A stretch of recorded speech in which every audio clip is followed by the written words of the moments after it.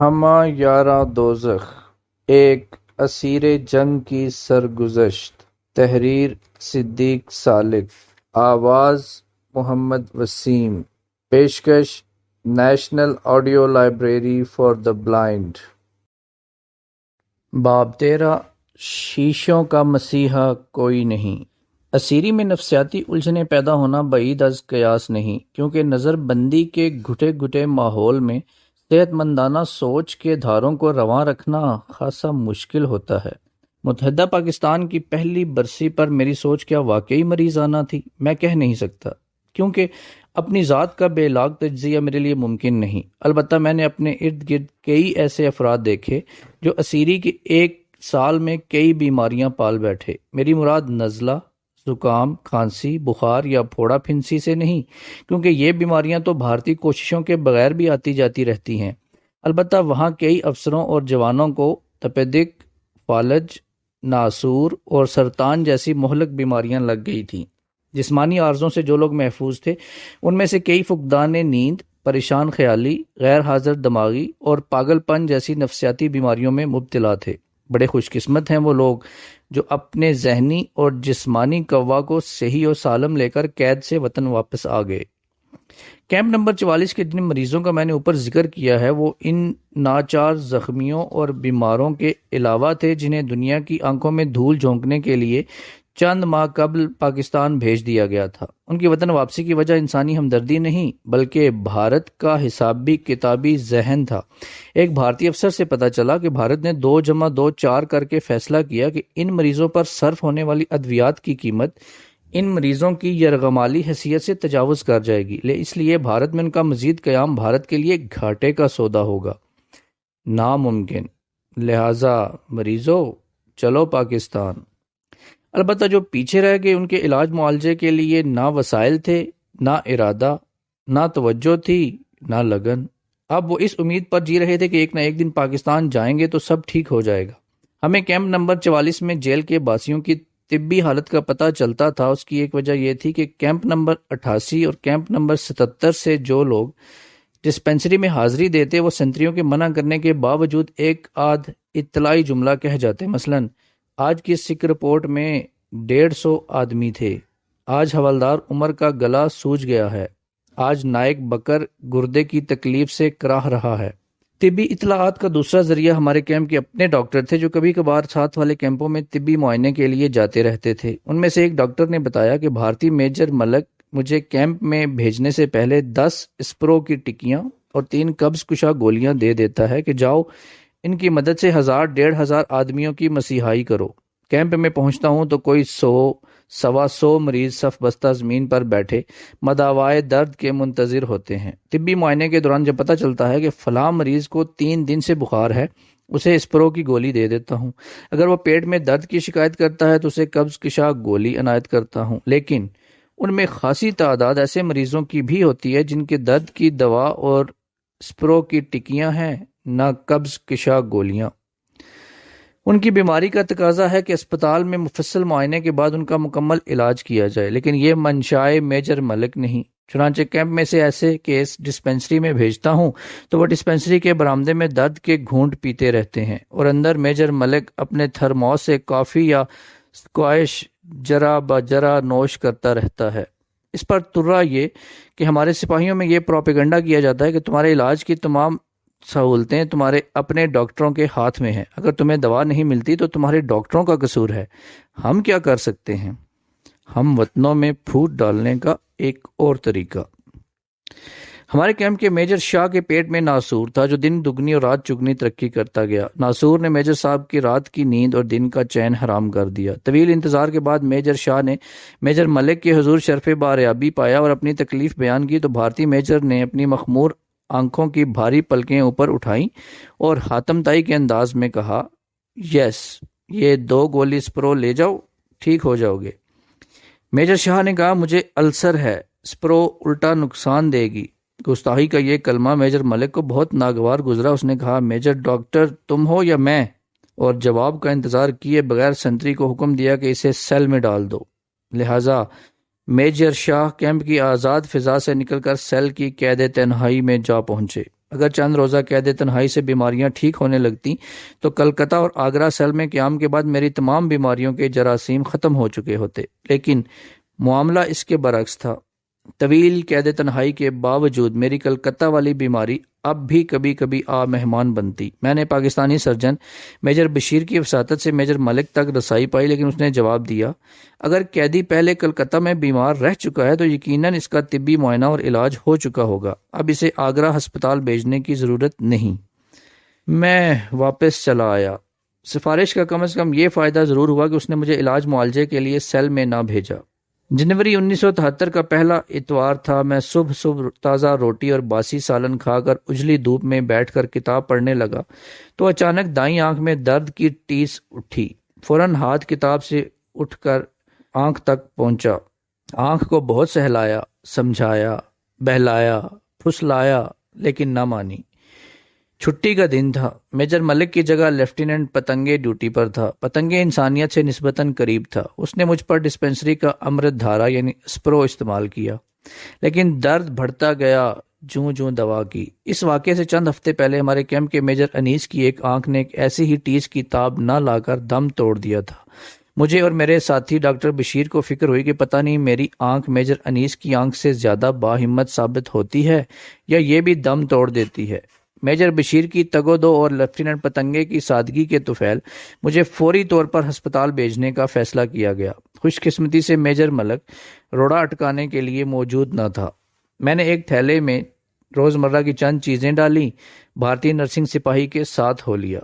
Camp والوں نے خوشی خوشی مجھے رخصت کیا اور کہا، چلو اچھا ہوا جیل کی گھٹن سے تو نکلے، باہر کی کھلی فضا دیکھو گے تو 1 سال کی ترسی ہوئی آنکھیں تر و تازہ ہو جائیں گی، درد خود بخود ٹھیک ہو جائے گا، اور اگر ٹھیک نہ ہوا تو بیماروں کی اگلی کھیپ کے ساتھ پاکستان چلے جاؤ گے۔ اچھا خدا حافظ، واگا بارڈر پر جو بھی ملے ہمارا سلام کہنا، اور ہاں خاک وطن کو چومنا ہرگز نہ بھولنا۔ Tata, God bless you. جیل سے نکلتے وقت 3 مختلف دروازوں اور پھاٹکوں پر میری اور میرے تھیلے کی تلاشی لی گئی۔ 4 آدمی نگہبانی کے لیے ساتھ ہو لیے۔ اس کے بعد میں لکڑی اور کوئلہ ڈھونڈنے والے ٹرک میں سوار ہوا۔ ایک سنتری نے بڑھ کر دونوں ہاتھوں میں ہتھکڑی پہنا دی، دوسرے نے آنکھوں پر پٹی باندھ دی۔ ٹرک چاروں طرف سے بند تھا، باہر کچھ دیکھنے کا سوال ہی پیدا نہیں ہوتا تھا۔ اس قدر احتیاط اے صیاد، اس قدر احتیاط اے صیاد کہ قفس میں پر کترتا ہے۔ اس تجربے میں سنتری، ٹرک اور آنکھوں کی پٹی کے متعلق تو میں کہہ سکتا ہوں کہ یہ زہر تو یاروں نے کئی بار پیا ہے، لیکن لوہے کے کنگن پہننے کا یہ پہلا اتفاق تھا۔ اگرچہ فورٹ ولیم سے کلکتہ سیل تک سفر کے دوران رسی سے میرے ہاتھ باندھ کر ہتھکڑی پہننے کی ریہرسل کرائی جا چکی تھی، لیکن رسی سے ہاتھ باندھنے اور ہتھکڑی پہنانے میں بہت فرق ہے، اور یہ فرق محض پٹسن اور لوہے کا نہیں بلکہ ان دونوں سے پیدا ہونے والے نفسیاتی رد عمل کا ہے۔ ہتھکڑیاں پہن کر میرے ذہن میں عادی مجرموں کے چہرے گردش کرنے لگے، ڈراؤنے، بد شکل، جرائم پیشہ چہرے۔ انہی چہروں میں نے اپنا چہرہ بھی دیکھا تو رونگٹے کھڑے ہو گئے۔ کیا میں بھی ان میں سے ایک ہوں؟ کیا مجھے احساس جرم دلانے کے لیے یہ کنگن پہنائے گئے ہیں، یا یہ سارا تردد میری انا اور عزت نفس کو کچلنے کے لیے کیا گیا ہے؟ اگر مقصد احساس جرم دلانا ہے تو میں نے جرم ضعیفی کے سوا کیا قصور کیا ہے؟ کسی غریب الدیار کا بیمار پڑنا بھی قابل تعزیر ہے۔ میں آنکھوں پر پٹی کی وجہ سے صرف اپنے اندر دیکھ سکتا تھا، اور جتنا اندر جھانکتا تاریکیاں اتنی ہی گہری ہوتی جاتی۔ آگرہ ملٹری ہسپتال پہنچا تو ایک بھارتی معالج نے بے دلی سے ہتھکڑی سمیت میری آنکھ کا معائنہ کیا اور 1 منٹ کے اندر اندر فیصلہ سنا دیا۔ مجھے درد کہیں نظر نہیں آتا، درد بھی گویا نظر آنے والی چیز ہے، اور پاس کھڑے بھارتی نرسنگ سپاہی کو کہا، لے جاؤ اسے PW ہسپتال میں، دیکھا جائے گا۔ پٹی اور ہتھکڑی سمیت ٹرک میں آدھا گھنٹہ گزارنے کے بعد مجھے چھاؤنی کے ایک ویران گوشے میں ایک پھاٹک کے سامنے اتار دیا گیا۔ میں نے آنکھوں سے پٹی سرکائی، سامنے خاردار باڑ، پہرے دار اور برج نشین سینتری دیکھ کر اندازہ ہوا کہ یہی PW ہسپتال ہے۔ دور سے باڑ کے اندر دھاری دار پجامہ بشرٹ پہنے چند مریض دکھائی دیے، قیاس یقین میں بدل گیا۔ پھاٹک کے باہر جانے والوں کی شناخت اور تلاش کے لیے ایک بڈھا فوجی موجود تھا۔ وہ گندی وردی پہنے سٹول پر گٹھڑی بنا بیٹھے تھا۔ اس کی آنکھیں غلیظ اور اندر کو دھنسی ہوئی تھیں۔ فوجی ٹوپی اس کے سر سے سرک کر ایک کان پر اٹکی ہوئی تھی۔ سگریٹ کے دھوئیں سے زرد شدہ انگلیوں میں اس نے ادھ جلا سگریٹ پکڑ رکھا تھا۔ میرے ساتھ آنے والے نرسنگ سپاہی نے اس بوڑھے کو کہا، یہ قیدی داخل ہونے آیا ہے، بیگ کی تلاشی لے لو۔ بوڑھا پتہ نہیں کب کا ستایا ہوا بیٹھا تھا، گہرا کش لگا کر کہنے لگا، ارے لے جاؤ اسے اندر، بیگ ویگ کیا دیکھنا ہے، بس یہی کپڑا لتا تو ہوگا۔ میں نے کہا، نہیں بڑے میاں، تم تسلی کر لو، کیا پتا اس میں بم رکھا ہو۔ اس پر وہ پھٹ پڑا، ارے تم لاؤ بم ادھر، کہیں جان تو چھوٹے ہماری، خود اندر گرم گرم کملوں میں سوئے رہتے ہو اور ادھر سردی میں ہم ٹنگے رہتے ہیں، تمہاری جان نہیں چھوٹتی تو بم پھٹنے سے ہماری تو خلاصی ہو، ارے لاؤ تم بم۔ یوں بڑبڑاتے ہوئے اس نے بے دلی سے بیگ کا منہ کھولا اور چشم نیم وا سے اسے مشرف کرتے ہوئے بند کر دیا اور ہم چل پڑے۔ لیکن پیچھے سے اس کے بڑبڑانے کی آواز سنائی دے رہی تھی، لے جاؤ اسے، چھٹی کے دن بھی آرام نہیں کرنے دیتے۔ میں نے پیچھے مڑ کر دیکھا تو اس نے ایک آنکھ بھینچ کر زور کا کش لگایا اور چٹکی سے راکھ جھاڑ دی۔ پی ڈبلیو ہسپتال انگریزوں کے وقت کالا ہسپتال کہلاتا تھا۔ گورے گئے تو کالوں نے گورا ہسپتال سنبھال لیا اور کالا ہسپتال قسم پرسی کے عالم میں چھوڑ دیا گیا۔ 1971 کی جنگ کے بعد پاکستانی زخمی اور بیمار آئے تو اس ہسپتال کی قسمت جاگی، یہ نئے سرے سے آباد ہو گیا اور دور و نزدیک پی ڈبلیو ہسپتال کے نام سے مشہور ہوا۔ پی ڈبلیو ہسپتال میں ہسپتالوں والی کوئی ادا نہ تھی، نہ سفید دھلی ہوئی چادریں، نہ سفید پوش نرسیں، نہ لال کمبل، نہ دو دو تکیے، نہ لیبارٹری کی بو، نہ دوائیوں کی مہک، نہ ایکس-رے کی چمکتی ہوئی مشینیں، نہ سفید گاؤن پہنے ماہر ڈاکٹر۔ بھلا بیماروں اور زخمیوں کو چند بیرکوں میں جمع کر دینے سے بھی کبھی ہسپتال قائم ہوا ہے؟ ہسپتال کی ٹوٹی پھوٹی متروک بیرکوں میں لوہے کی چارپائیوں پر گھاس پھوس کے پچکے ہوئے گدے پڑے تھے، جن پر لیٹنے سے پسلیاں پہلے سے زیادہ درد کرنے لگتی۔ ادویات کا کل سرمایہ چند چھوٹی چھوٹی بوتلیں تھیں جو ایک چھوٹے سے کمرے کے ایک کونے میں چھوٹی سی الماری کے اوپر والے خانے میں رکھی تھیں۔ دوائیوں کے اس خزانے کی چابی بھارتی حکام کے پاس ہوتی اور ان کا دیدار کسی افسر بالا کے دورے کے وقت حاصل ہوتا۔ روزانہ کی نگہداشت کے لیے ساتھ والے کیمپ 43 سے اپنے ڈاکٹر اور نرسنگ سپاہی آتے تھے اور چند گھنٹے گزار کر واپس چلے جاتے تھے۔ ان کی وردی پر بھی پی ڈبلیو کی چھاپ ہوتی اور وہ سنگین بردار پہرے داروں کی زیر حفاظت اپنے کیمپ سے اسپتال میں داخل ہوتے۔ وہ بیچارے ہمیں شفا یاب کرنے کے لیے اپنے تمام وسائل بروئے کار لاتے، یعنی حال پوچھتے، وطن واپسی کی امید دلاتے اور تسلی دیتے۔ چند روز بعد بھارتی حکام نے محسوس کیا کہ کہیں ان زبانی انجیکشنوں ہی سے ہم سچ مچ صحت یاب نہ ہو جائیں۔ انہوں نے باہمی گفتگو کو خلاف قانون قرار دے دیا۔ اب پاکستانی معالج بھارتی این-سی-او کی زیر نگرانی اپنے ہم وطنوں کی نبض پر دستے شفا رکھ کر یا پیٹ کو ہاتھ سے دبا کر دیکھتا، یعنی وہ ہاتھوں کے لمس اور نگاہوں کے التفات سے ہی مداوائے درد کرنے کی کوشش کرتا۔ بعض اوقات معالج اور مریض کا اتنا ملاپ بھی بھارتی این-سی-او کو گراں گزرتا تو وہ فوراً مداخلت کرتا، زیادہ ٹائم مت لگاؤ، آرڈر نہیں ہے۔ ایسی طبی مراحت ہم نے کہیں دیکھی تھی نہ سنی تھی، لیکن اس کے باوجود ساری دنیا میں ان طبی سہولتوں کا ڈھنڈورا پیٹا جا رہا تھا۔ یہ طرفہ تماشا دیکھ کر تسلیم کرنا پڑا کہ بھارت عظیم ہے، کیونکہ ہینگ یا پھٹکڑی لگائے بغیر چوکھا رنگ لانے کے گر جانتا ہے۔ ڈاکٹر اور دوا کے علاوہ اسپتال کے تصور کے ساتھ دو اور چیزیں منسوب سمجھی جاتی ہیں: صاف ستھرا صحت مند ماحول اور ہر مریض کے معدے کے مطابق خوراک۔ یہاں یہ دونوں چیزیں معکوس شکل میں موجود تھیں، یعنی مچھر اور مکھیوں کی تعداد اتنی زیادہ تھی کہ وہ ہمارے بستر، جسم اور کھانے کے برتنوں پر چھا جانے کے بعد بھی خاصی تعداد میں بچ جاتی تھیں، اور سمجھ میں نہیں آتا تھا کہ اس زائد مخلوق کا کیا کریں۔ مکھیوں اور مچھروں سے جو خوراک بچ جاتی تھی وہ ٹھنڈی، غلیظ اور ناقابل استعمال ہوتی تھی۔ جو لوگ بھوک کے زور سے یا بھارت میں غریب بڑھاؤ کی مہم کو فروغ دینے کے لیے کچھ کھا سکتے تھے ضرور کھاتے تھے، باقی لوگ امید پر گزر اوقات کرتے تھے۔ گویا ماحول نہایت غلیظ و کثیف اور خوراک سستی اور غیر صحت بخش۔ البتہ ہسپتال میں ایک فائدہ ضرور تھا کہ ہم گرد و پیش سے بے نیاز ہو کر باڑے کے باہر آزاد شہریوں کی حرکات و سکنات سے محظوظ ہو سکتے تھے۔ باہر کے مناظر کی دو چیزیں دیدنی تھیں: ہسپتال کے عقب سے بھارتی جیسیو شام کو اپنی فیملی سمیت بن ٹھن کر نکلتے۔ صوبیدار صاحب خود موٹی توند اور بپھری ہوئی مونچھیں لیے آگے آگے ہوتے اور ان کی شریمتی گلقند بننے کے باوجود گلاب کا پھول جوڑے میں سجائے ماتھے پر تلک لگائے اس کے پیچھے پیچھے ہوتی۔ کبھی کبھی ان کے ننھے منھے بچے بھی باپ کی انگلی پکڑے ساتھ ساتھ چلتے دکھائی دیتے۔ دوسری جانب منظر گلائیڈنگ کلب کا تھا، جہاں نوجوان لڑکے اور لڑکیاں لکڑی کے اڑن کھٹولے میں بیٹھ کر محو پرواز ہوتے۔ ہم دالان میں بیٹھے ہوتے اور وہ ہمارے سروں کے اوپر ایک آدھ چکر لگاتے، وہ ہماری پستی اور ہم ان کی بلندی کا نظارہ کرتے، اور پھر وہ سرسبز درختوں کی اوٹ میں اتر جاتے۔ بھلا یہ عیاشی جیل میں کہاں؟ لیکن یہ نظارے ہر وقت میسر نہ آتے تھے۔ عموماً ہمیں باڑ کے اندر کی دنیا میں محو رہنا پڑتا، اور یہ دنیا رنج، دکھ، اندوہ اور یاس کی دنیا تھی۔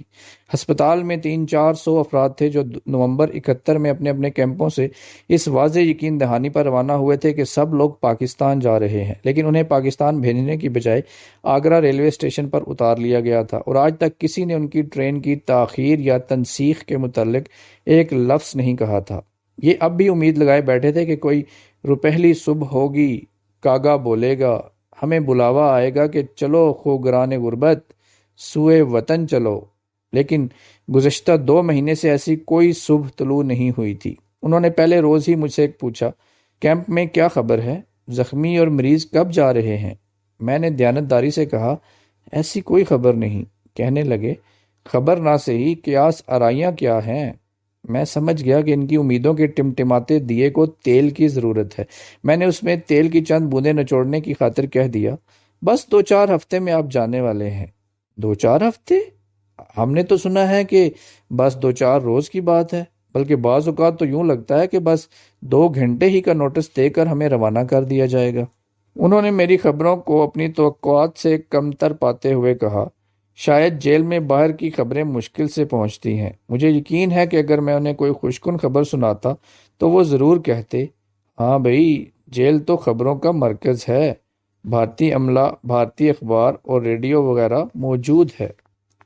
کشت امید کی آبیاری کرنے کے مختلف بہانے تلاش کرنا ان مریضوں کا محبوب مشغلہ تھا۔ وہ کبھی سوچتے کہ ہمارا علاج معالجہ اس لیے بند ہے کہ ہم پاکستان جانے والے ہیں، کبھی اندازہ لگاتے کہ اگر ساتھ والی بیرک میں رات کو کراہنے والے مریض کو بے وجہ آرام آ گیا ہے تو ضرور وطن واپسی کا شگون ہے۔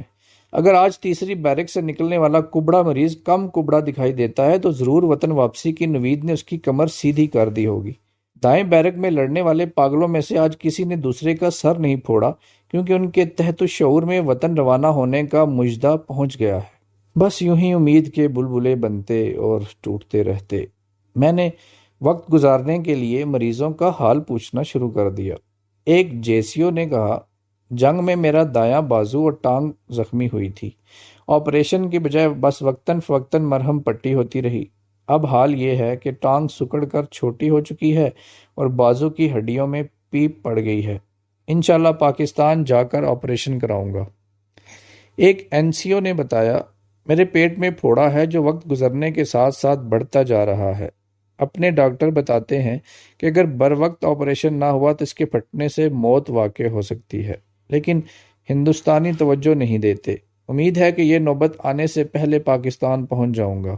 ایک دفعہ اپنی آنکھوں سے اپنے وطن کی سرزمین کو چوم لوں، پھر چاہے واگا پر ہی دم توڑ دوں، کوئی فکر نہیں۔ ایک 60 سالہ باریش بزرگ نے بتایا، میں نے 5 جنگیں لڑی ہیں۔ پہلی جنگ عظیم مشرق وسطیٰ میں، دوسری برما میں۔ پاکستان بننے کے بعد کشمیر کے جہاد میں حصہ لیا اور 1965 میں سیالکوٹ کے محاذ پر لڑا۔ 1971 میں ہمارے گاؤں نزد چکوال میں ڈھول پیٹ کر اعلان کیا گیا کہ مشرقی پاکستان میں مدد پہنچانی ہے، والنٹیئر چاہیے، تو میں نے والنٹیئر کر دیا اور EPCAF میں بھرتی ہو کر سلہٹ چلا آیا۔ میں نے اس کی صحت اور حوصلے کی تعریف کی تو کہنے لگا، میں بالکل ٹھیک ہوں، انشاءاللہ بھارت کے خلاف اگلی لڑائی میں بھی حصہ لوں گا۔ صرف آنکھیں، دانت اور کان جواب دے گئے ہیں، لیکن ٹانگیں اور بازو آج کے نوجوانوں سے زیادہ مضبوط ہیں۔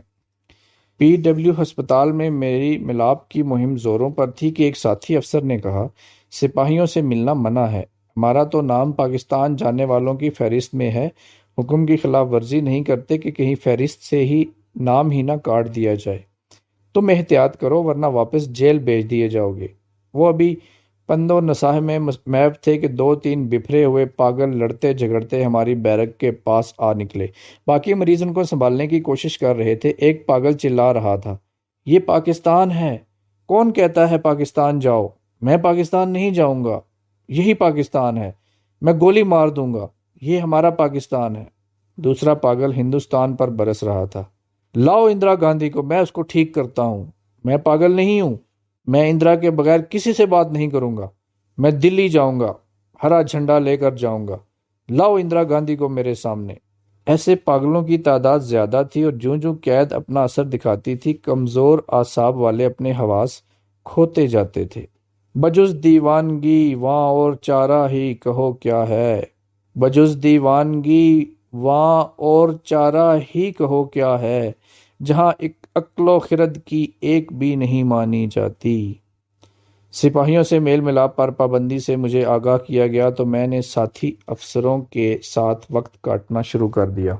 افسروں میں میجر اقبال سے میرے دیرینہ تعلقات تھے۔ وہ سپلائی کے محکمے سے متعلق ہونے کی وجہ سے میری جملہ ضروریات پوری کرتے رہتے تھے۔ مثلا جب انہیں پتہ چلتا کہ دال روٹی سے میرا پیٹ نہیں بھرتا اور مجھے اچھی نثر کی بھوک رہتی ہے تو وہ شگفتہ نثر لکھ کر پیش کرتے اور انکسار سے کہتے، آپ جس ضیافت کے عادی ہیں یہ ناچیز اس کا نعم البدل تو نہیں، بس سلاد سمجھ کر قبول فرمائیے۔ میں ان کی نثر سے لطف اندوز ہوتا تو یہ فروٹ کے طور پر دوسروں کے شعر سنا کر تواضع کرتے۔ میں نے کئی بار ان سے حفیظ جالندھری کی لے میں علامہ اقبال کا کلام سنا۔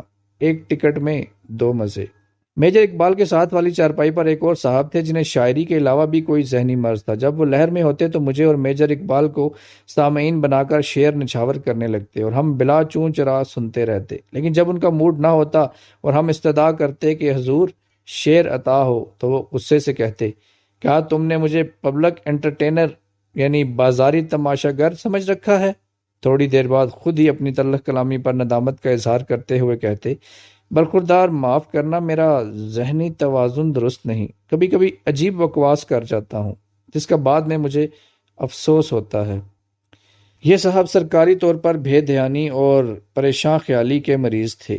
ایک دن بھارتی نرسنگ سپاہی نے انہیں برج کھیلتے ہوئے دیکھ لیا اور شکایت کر دی کہ جو شخص تاش کے 52 پتے یاد رکھ سکتا ہے بے دھیانی اور پریشان خیالی کا شکار کیسے ہو سکتا ہے۔ گواہی معتبر ٹھہری اور انہیں کچھ عرصہ بعد سینٹرل جیل آگرہ منتقل کر دیا گیا۔ لیکن اسپتال سے کیمپ لوٹنے والوں میں صرف برج کے قصوروار کھلاڑی ہی نہ تھے بلکہ بعض اوقات بھارتی ارشادات کی مکمل تعمیل کرنے والے قصوروار بھی وطن لوٹنے کی بجائے کیمپ میں واپس بھیج دیے جاتے۔ مجھے یاد ہے کہ ایک بازوق کپتان صاحب بطور مریض آگرہ سے دور کسی کیمپ سے پی ڈبلیو ہسپتال میں منتقل ہوئے تھے۔ ایک روز ایک بھارتی این سی او ان کے پاس آیا اور کاغذ پھیلا کر کہنے لگا، میں آپ کے پرانے کیمپ سے آیا ہوں، پرسوں مریضوں کی گاڑی پاکستان روانہ ہو رہی ہے، آپ اپنے سامان کی رسید پر دستخط کر دیں۔ کپتان صاحب نے پوچھا، سامان کدھر ہے؟ اس نے اپنا پرانا ٹرانزسٹر سامنے کر دیا۔ کپتان صاحب نے کہا، ٹرانزسٹر کے اس پنجر کا تعلق میرے جاپانی ریکارڈ پلیئر اور 3 درجن ریکارڈز سے نہیں ہو سکتا، اور میرا کیمرہ اور تلائی انگشتری کہاں گئی؟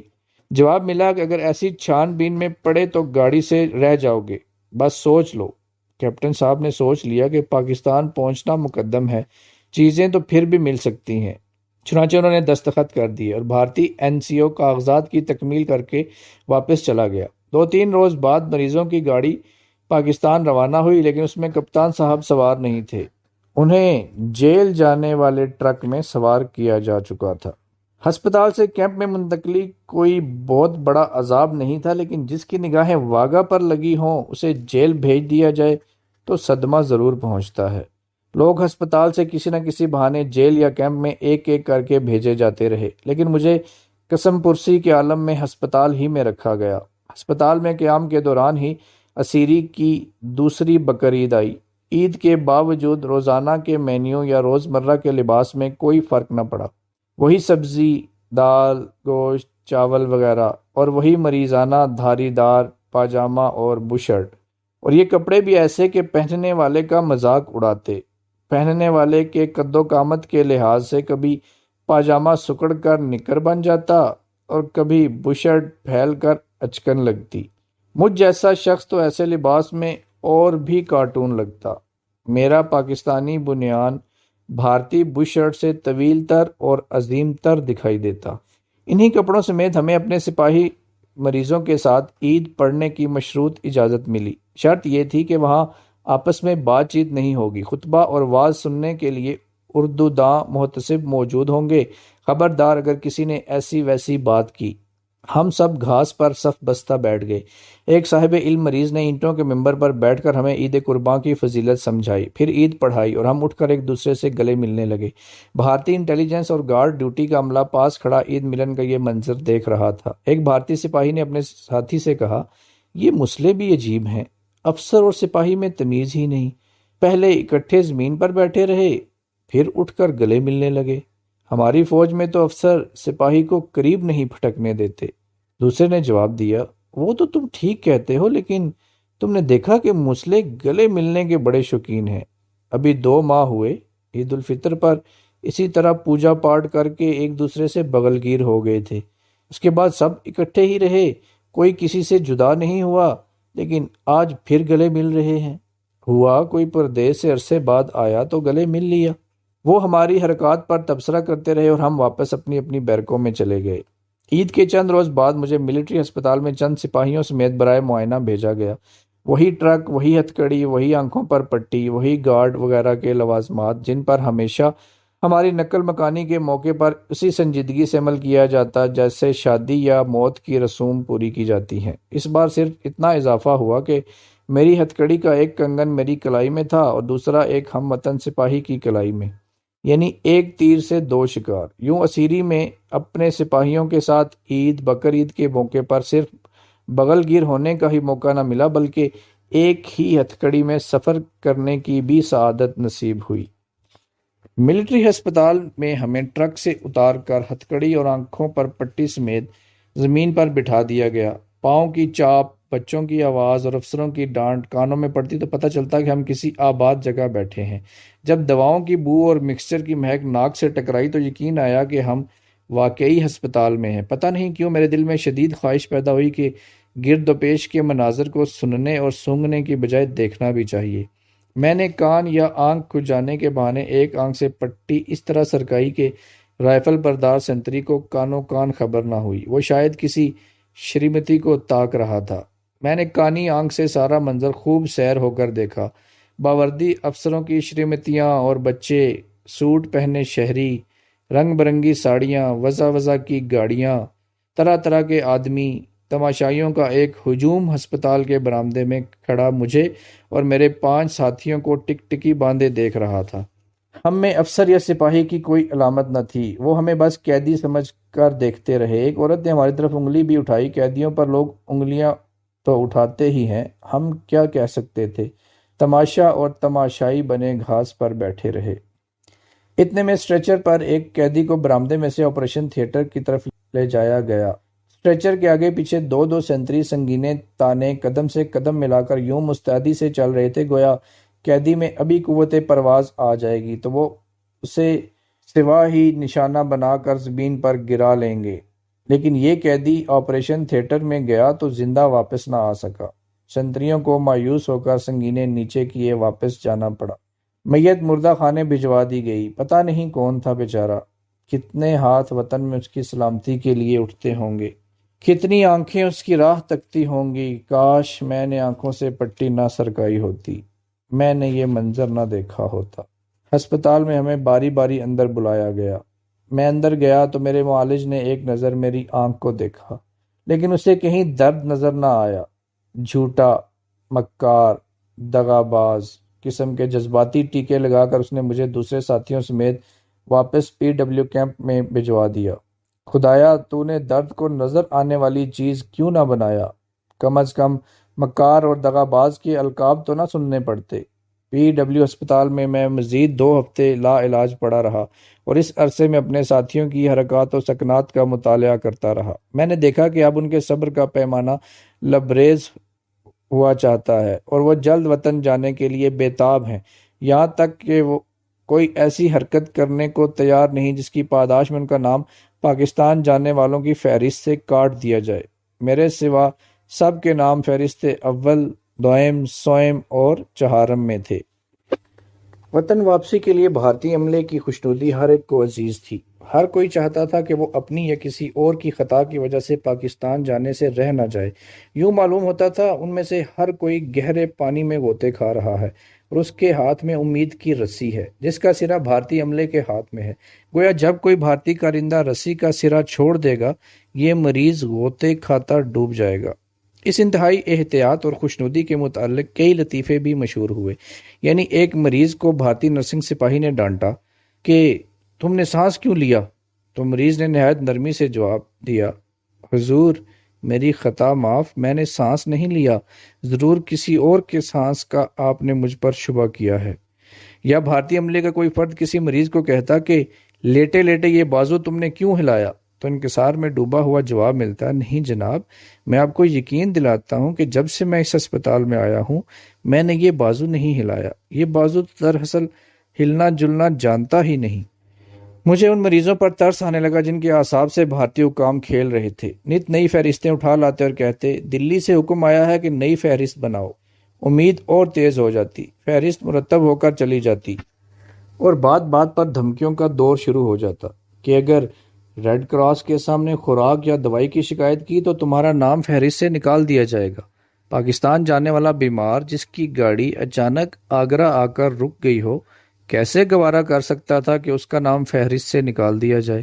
مجھے اس ماحول سے گھبراہٹ ہونے لگی۔ ہر طرف بیمار، زخمی، پاگل اور نیم پاگل، اس کے ساتھ ساتھ مریضوں کے اعصاب سے بھارتی عملے کی چھیڑ چھاڑ۔ میں تنگ آ گیا۔ مجھے نہ دوا ملتی تھی اور نہ کسی فہرست ہی میں میرا نام تھا۔ بھلا میں کیوں یہاں کے مریضانہ ماحول میں کڑتا رہوں؟ چنانچہ ایک روز حسب معمول جب پاکستانی ڈاکٹر معائنہ کرنے آئے تو میں نے میجر افتخار سے درخواست کی کہ وہ کسی طرح مجھے جیل بھجوا دیں۔ انہوں نے آنکھ کے اشارے سے مدد کرنے کی حامی بھر لی اور 2-3 روز بعد میرے ڈسچارج کی اطلاع آ گئی۔ ہسپتال کے ساتھیوں نے مجھے الوداعی پارٹی دینے کے لیے کوپن جمع کیے۔ میں نے اپنی ضیافت کے لیے چندہ دینا چاہا تو پتہ چلا کہ کیمپ نمبر 44 کا سکہ یہاں نہیں چلتا۔ بہرحال 1-1 روپیہ فی کس کے حساب سے اتنی رقم جمع ہو گئی کہ مجھے باعزت طور پر رخصت کیا جا سکے۔ بھارتی جیسیوں کو رشوت دی گئی کہ وہ راشن کے ساتھ ہمیں گاجر، چینی اور دودھ لا دے۔ اس نے منہ مانگی رشوت اور منہ مانگے دام لے کر یہ چیزیں مہیا کر دیں۔ اب گاجر کا حلوہ پکانے کے لیے افسروں نے اپنی اپنی خدمات پیش کی۔ میجر قریشی نے کہا کہ میں اپنے قیام امریکہ کے دوران کئی ڈشز پکانے میں دسترس حاصل کر چکا ہوں، لہٰذا حلوہ میں پکاؤں گا۔ باقی حریف امریکہ کا نام سنتے ہی مقابلے سے دست بردار ہو گئے، لیکن افسوس کہ یہاں امریکن طرز کا کچن نہ تھا، نہ گیس کا چولہا۔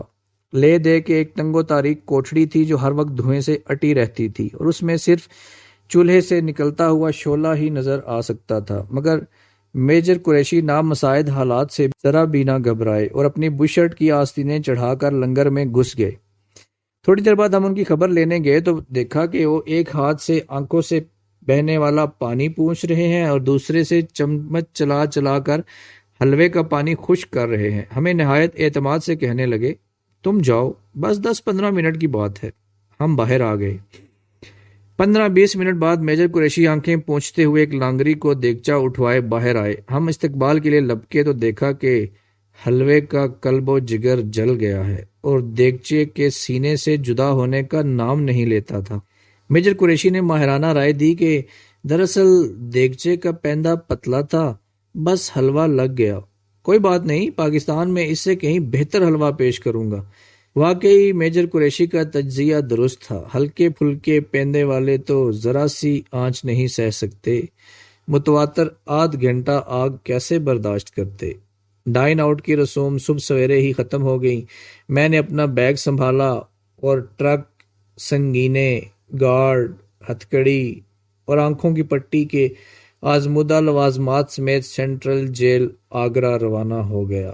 پھر وہی پاؤں، وہی خارے مغیلاں ہوں گے۔